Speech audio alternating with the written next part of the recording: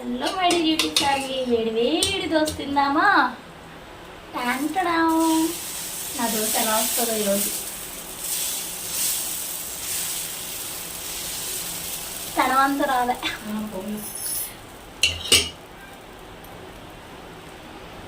అలా ఆయిల్, ఒక spoon of oil వేసేసి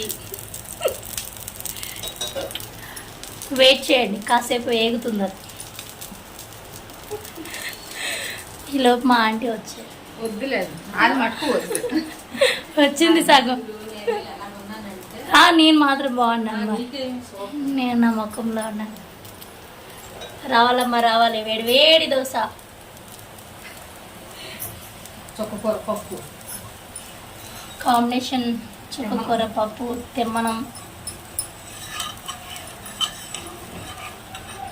డన్.